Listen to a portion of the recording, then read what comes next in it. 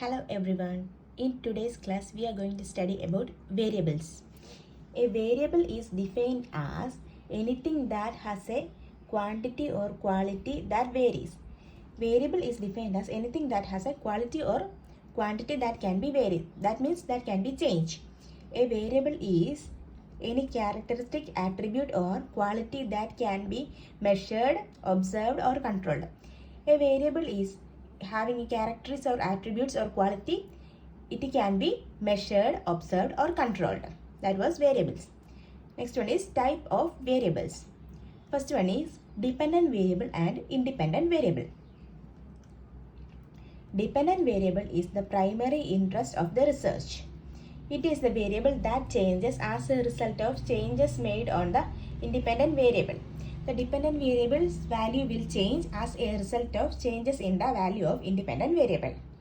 It is the outcome variable that may change as a result of variables in the independent variable.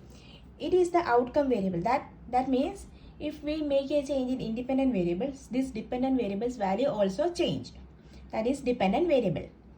Next one is independent variable. Independent variable is also known as manipulated variables because we are changing its value. It is hypothesized to cause changes in the dependent variable. It leads to changes in the value of dependent variable. The researchers manipulates the independent variables to analyze its effect on dependent variables. Here, the researchers manipulates the value of independent variable. This leads to changes in the value of dependent variables. Example, the study about impact of coaching on student performance. Coaching is the independent variable and student performance is the dependent variable. Here we are studying about the impact of coaching on student performance. Here, coaching is the independent variable and student performance is the dependent variable. That is independent variable and dependent variable. Next one is extraneous variable and confounding variables. Extraneous variables are all variables which are not the independent variable but could affect the result of experiment. These are not independent variable but these can affect the result of the experiment. These are the variables that the researcher is not intentionally studying. It means that we are not intentionally changing its value. It is not taken as independent variable but it has a potential to influence the dependent variable. It has an influence to change the value of dependent variable. Second one is confounding variable. It is an extraneous variable that could strongly influence the study. These are the extraneous variable that can strongly affect the study. These variables are held constant or controlled by the researcher to prevent them from influencing the relationship between independent and dependent variable. Here, the confounding variables can strongly influence the study. So, the researchers to prevent that influence, he must be keep this variable controlled or constant. Next one is quantitative variable and qualitative variable.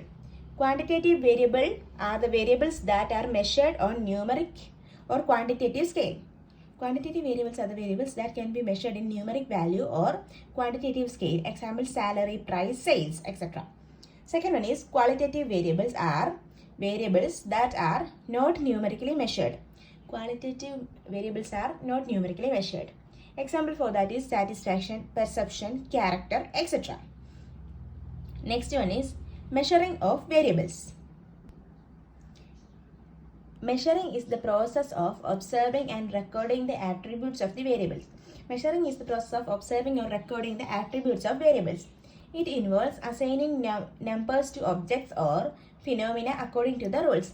It includes assigning the numbers to objects or phenomena according to some rules. Example, gender is a variable. Male and female and transgender are its attributes of gender. Here, gender is a variable. Male, female and transgenders are the attributes of this variable. In measuring, we assign 1 for male, 2 for female and 3 for transgender. We assigning numbers like 1 for men, 2 for female and 3 for transgender. That was measuring of variables. According to Stephen, measures can be of 4 levels. According to Stephen, Measurement of variables can be of 4 levels. We can study. First one is nominal scale. A nominal scale of measurement deals with variables that are non-numeric or numeric value where numbers have no value. Nominal scale measures deals with the variables that are non-numeric. They are non-numeric or numeric whether numbers are not value. Here, non-hierarchical order. It is the lowest level of measurement which allows researchers to assign the subject to certain category or groups. It is the lowest level of measurement. It helps the researcher to assign subject to certain category or certain groups. Here, we can only identify and count the frequency of occurrence within each category. Here, we can only assess the frequency or occurrence of each item in a category. No mathematical operations can be performed on the data. Here, no mathematical operation can be performed. Example for that, gender, male and female, roll number allotted to students. Here, we can classify them as male and female and gave roll number allocated to students. That was nominal scale. Nominal scale is the lowest level of measurement. Non-numerical data are used and numeric values where no value is measured. In that case, nominal scale is used. Second one is ordinal scale. It is the second level of measurement, goes beyond nominal data by ranking or ordering the category. It is the second level of measurement after nominal data by ranking or ordering the category. The ordering is based on the relative position or magnitude. Ordering is based on relative position or magnitude. But intervals between values may not be equal or meaningful. But the intervals between the values may not be equal. Variables measured at the ordinal scale retain the characteristics of nominal variables but also convey information about the relative standing or position of each category.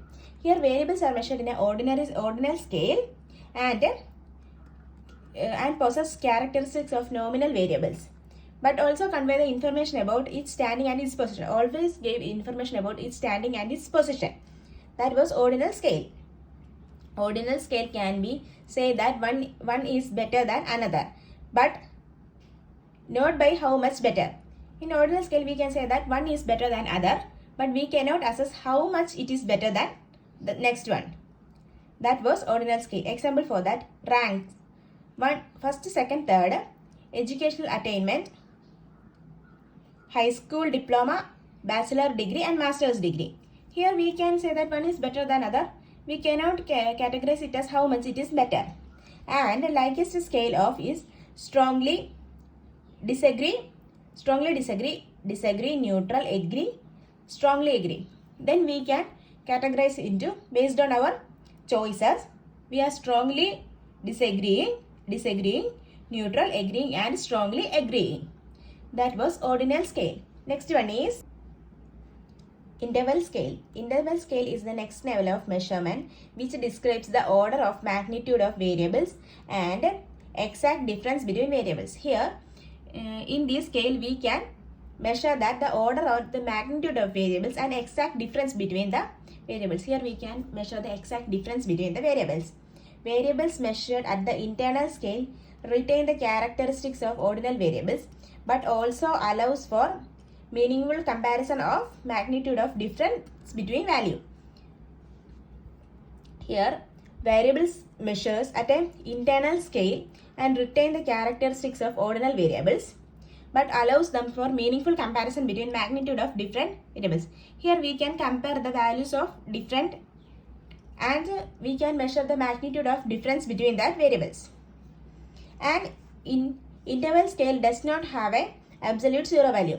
Internal scale does not have an absolute zero value. Arbitrary scale begins at some point selected by a person and can be progressed in both directions. Arbitrary scale can begin at some point and that point was selected by that person, the researcher, and can be progressed in both directions. In interval scale, variables have equal intervals between values. In variable scale, they have equal intervals between variables. allow for addition and subtraction operations. But multiplication and division are not meaningful because there is no true zero point. It is applicable in the case of addition and subtraction operations, but not applicable for multiplication and division because there is no true zero point. Example for that, measuring temperature. It may vary about below 0 or above 0. Example, minus 5 degrees Celsius to 5 degrees Celsius. It can vary in that range. That was interval scale. Next one is ratio scale. Ratio scale is the highest level of measurement and combines the properties of nominal, ordinal and interval scale. In addition, it has a true zero point. Ratio scale has a true zero point. It has also the characteristics and properties of nominal scale, ordinal scale and interval scale. It indicates the absence of measured quantity. That true zero point indicates the measurement of or absence of measured quantity. In ratio scale, we have true zero point. In ratio scale, variables have equal intervals between values and true zero point. Allow for meaningful interpretation of ratio, proportion and rates. We say that variables have an equal intervals between variables and here we have a true zero point. It helps us to meaningful interpretation of ratios, proportion and rates. Example for that, height and weight, number of heartbeats per minute, etc. Example for that was height and weight, number of heartbeats per unit, etc.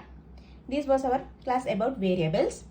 If you found this section helpful in any way, please don't forget to like, share and subscribe to the channel. Thank you.